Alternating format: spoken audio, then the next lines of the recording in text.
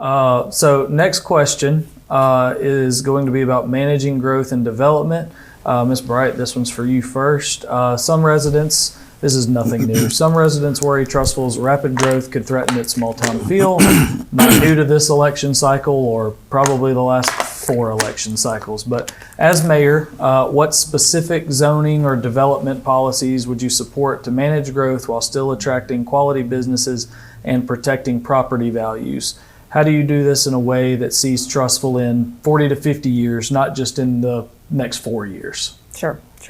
Well, I think, first of all, the mayor instituted the 2040 plan back in the council before us, and I think that was a great stepping stone on how he included stakeholders involved in that, in all the aspects of that entire plan.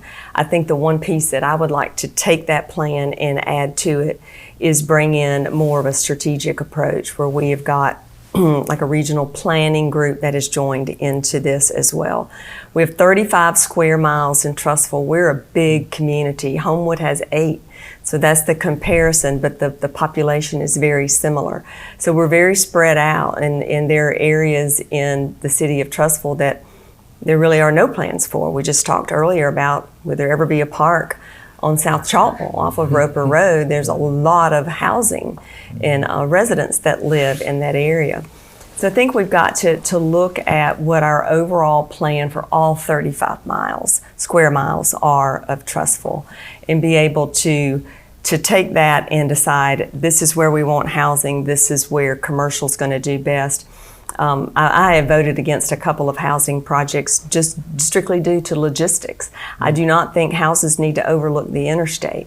I think that that's just bad planning, that's a perfect place for a business to be because they want interstate access right there with an exit on Deerfoot is what I'm talking about. So I think those kind of things, as we have great committees and we have great volunteers that serve on those committees. Another thing I would like to do long term, once we shore up our budgets and our finances, is I think we've got to start looking at someone coming in as an economic developer recruiter that helps us do that. We do a pretty good job as council and mayor that really don't have that specific training in that area. I think that would be key to be able to bring in those businesses, help us with leveling out how we take in our revenues. That's going to take a lot of time. It's going to take a lot of effort, but I think it can be done to move it forward. Another thing that I feel like in Trussville, we have a lot of boards that don't necessarily communicate. We are all liaisons to different boards. Liaisons come back and communicate at City Council of the goings on. But I think moving forward, as we develop a strategic regional plan, and as we bring someone on that is basically the overseer of that, we have a, whether it's another board or a group of a couple of people, that we really do more communication between IDA, planning and zoning, Trussville revitalization, downtown building, all those authorities and boards that we have. They don't know what the other one's doing necessarily outside of a council report, which I think could be a little deeper and would help us as we get ready to plan for however many years. What's it going to look like? We have a lot of property, but we don't. So what we have left, we need to be very, very good stewards of. And we need to make sure we get it right with what needs to be housing, what needs to be business, what needs to be industrial. We want to make sure that we protect that. Planning and zoning has done a good job of adjusting some of our zoning, and I'm sure Ben will speak to that much. He's the liaison to planning and zoning. And we've done a good job of, especially in housing, on what that looks like as far as townhome setbacks, sizes of lots, that kind of thing. But I think we can do more when it comes to overall planning and not just let whoever comes to us, but we go to them. Sure. And I think that's going to be key over the next few years to see Trussville. Our model right now is not working because of the reliance of sales tax. So we've got to change that model. And I think that's the avenue to take it. How about you, Ben? Yeah, so I've been fortunate enough to be the liaison to planning and zoning the entire time that we've been on council. And so all these large subdivisions that you see, the Stocktons, the Carrington, the Long Meadows, and the Trussville Springs, right? All of those were approved 10, 15, 20 years ago prior to our involvement, right? And that comes to Lisa's point, something I've been campaigning on for quite a while, is the need for a strategic master plan as it relates to land use. The last time that was updated, you and I were in high school, right? So 2004 was the last time that and it was published in 2006, right? That's the strategic plan that planning and zoning then has to utilize as they approve or disapprove subdivisions as they come up. And so we are legally bound to allow property owners the highest and best use of their property, right? And we have to follow that strategic master plan that's dated 2004. Okay, so the need to update that is really what can change the direction of our city, in my opinion. So I want to bring in the easiest way to do that from a financial standpoint. That costs money, right? We want to bring in an outside city planner and a firm to help us craft this. That costs money. But the Regional Planning Commission, there's grant funds out there where we can do an 80-20. They cover 80%, we cover 20%. We can create and craft a true strategic master plan for land use, and that would involve community input. That would involve similar to the 2040 vision, right? That we all know about, but it can. This strategic master plan, as we update it, can take the things that we've completed in the 2040 plan and kind of merge these things together as we kind of navigate what is the best utilization of this land. And then we outline in that document, and then we give planning and zoning the backbone, the backing that they need and the protection that they need to deny some of these requests. Councilor Bright mentions the houses on Husky Parkway that overlook the interstate. What most don't see is that planning and zoning turned down 3 different developments prior to that. So we denied the property owner 3 different times utilization. Dollar General wanted to go there. We said no to it, right? So we continued to deny projects. And it gets to a certain point where it hasn't evolved the way that we wanted to see it inside that plan. And then we have to acknowledge that we have to provide the property owner the highest and best use. And so that's why you see those residences there. But this council has done and planning and zoning has done an extremely good job over the past 4.5, 5 years of turning down residential development, large tract residential development, right? We've turned down thousands upon thousands of units across Trussville. The general public doesn't see all that unless you go to the planning and zoning meetings. You don't see them all, right? And we got a significant density reduction in Trussville Springs. And so planning and zoning, the work that they do, and I got so immersed in it, I actually went and got my certification. I'm a certified planning and zoning official because of my time on council and the intrigue, and I just want to learn more about it. And so it's navigating what the city desires while also maintaining that a property owner has the right to the highest and best use. And without that strategic master plan in place, we're going to continue to do things the way that we have, unfortunately, because we don't have the legal backing that we need. Another way to kind of slow growth, right? We've seen these large-scale subdivisions. We do need to slow it down some, but we can't stop it universally. We can't do a moratorium for a year. I think that just harms the economy too much. There's a lot of empirical data associated with that. But what we can do to make sure that we're seeing the development that we want to see and we're growing strategically, right? We can update our design regulations, which those that have gone to my community events, we haven't updated those since 1978. So the planning and zoning actually is working on them now. They've done a lot of work, and we're getting closer. We're getting closer, and hopefully prior to this next administration coming in, we'll have an updated subdivision regulation for our city. And so I think implementing stringent design standards and specific design standards for commercial and residential development really slows the growth down, but ensures that what's being built is exactly what this community wants. And so I think that's how we manage growth as we move forward. And we also have to address, and I think by doing that, by slowing it down, we can address the impact on our schools because we know we're overpopulated. And I've mentioned this a handful of times. My daughter goes to the University of Penn Elementary School, right, with 1,350-ish kids. Mm-hmm. We've got to slow that down because the data also supports that community-based schools are the way to go, right?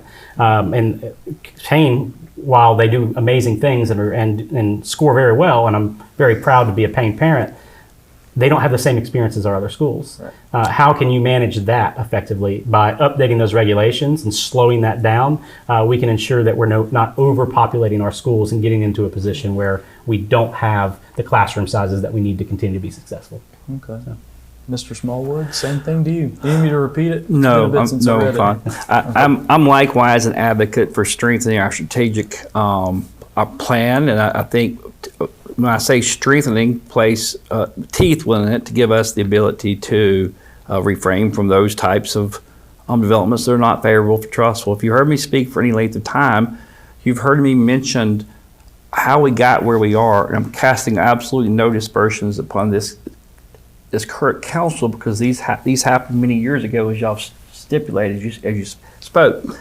I said many times, I said we need to look to cities that have handled rapid and progressive growth responsibly and measurably. And you look to those cities like the Huntsville, the Madison, the Prattville, and they implemented what was called a smart growth strategy. That smart growth strategy is not truly a moratorium on development, but it is not putting the brakes on, but neither do you put the accelerator on. There's a balance of growth.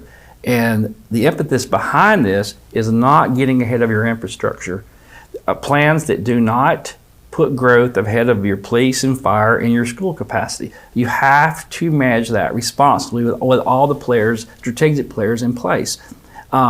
Cities that do not have that type of plan, they experience schools with more students than they have space. So you become a product of your success on one hand, but you become you're not succeeding in the other area of having ample space, response times, and we also overcrowd our main travel artery.